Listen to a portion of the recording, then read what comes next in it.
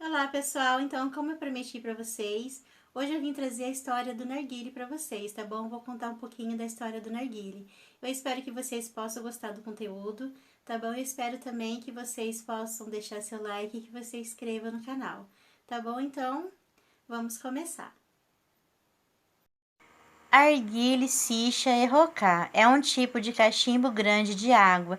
Sua origem é controversa e bem antiga. A versão mais comum é que tenha surgido na região entre a atual Índia e Paquistão no século XVII pelo médico Hakim Abul Fath. Eu acho que é assim que se pronuncia.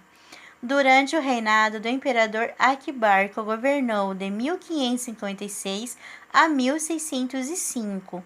Então, como sendo uma forma de fumar o tabaco menos prejudicial, pois a fumaça ao passar por um pequeno receptáculo de água supostamente se tornaria inofensiva. Os primeiros narguilés eram bem rústicos, né? Feitos de madeira e coco, daí a origem da palavra narguile, que do persa significa coco, e pelas diferentes nomenclaturas, como dito acima.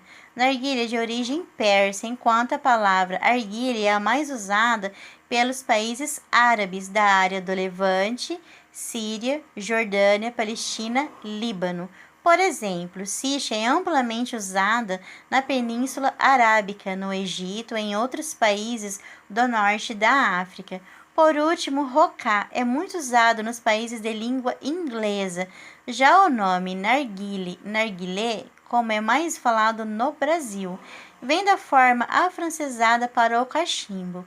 A Turquia ela tem uma grande importância na história do narguile, como forte polo cultural do Oriente durante muitos séculos. O narguile chegou por lá há cerca de 500 anos atrás, né, tornando-se muito popular entre os aristocratas e intelectuais da época, recebendo os novos designs e formas. Né? Sua grande popularidade nos cafés da sociedade turca se deu aos atendentes especialistas em arguilha dos cafés, em virtude do preparo do cachimbo, da etiqueta usada em servir os fumantes, entre outros detalhes. Rapidamente, os arguilhos e o ato de fumá-lo em coletivo se transformou em um passatempo favorito da população árabe, né? Se tornando um hábito comum nas rodas de conversa sobre política, religião, acontecimentos diários, né? O arguile se popularizou entre os jovens, idosos, homens e mulheres e se tornou um símbolo de hospitalidade, serenidade e harmonia. Em reuniões sociais, o arguile é colocado no centro do grupo, né? E a mangueira é passada adiante enquanto trocam-se palavras e compartilham-se ideias de um modo solto e descontraído. Lembrando que no Oriente Médio, o arguile está totalmente associado ao cultivo da paz, descanso de um dia cansativo e relaxamento mental. Pode ser usado para fumar várias substâncias, né? Como ervas e tabaco, e também já foi muito usado para o consumo de ópio. Normalmente fuma-se acompanhado de chá, café ou aperitivos leves, né? É comum nas salas das residências haver um narguile que serve tanto como decoração como para o fumo. Na antiguidade, líderes das tribos distintas compartilhavam o narguile como sinal de paz entre elas. Na região, ainda hoje, oferecer o seu narguilé a um visitante é sinal de hospitalidade e simpatia, né? Vamos lá, gente, alguns costumes. Não se deve oferecer a mangueira com o bico apontado para outra pessoa. Não é considerado educado. Na Índia antiga, ter o narguilé em casa não era apenas para fumar, mas também um sinônimo de prestígio. Algumas pessoas colocam gelo junto à água no vaso, o que deixa a fumaça mais refrescante. Narguilés de madeira são considerados muito bons, né? Mas não deve se formar mais de um sabor de essência nele, já que o gosto da essência pega, né, gente? Fica o gosto daquela essência, né? Por ser de madeira, tá? O material mais comum para o narguilé é o cobre, sendo mais fácil de limpar e possível de usar, né, essências de diferentes sabores, né? Então, os aspectos práticos, né? Vamos lá. O narguilé, ele é formado pelas seguintes peças, tá? É a base, né? Jarro ou vaso, peça central do narguilé, né? Semelhante a um vaso onde se coloca a água, e geralmente é feita de vidro, metal ou cerâmica. E alguns são ornamentados, né? Com desenhos, né? Decorados, né?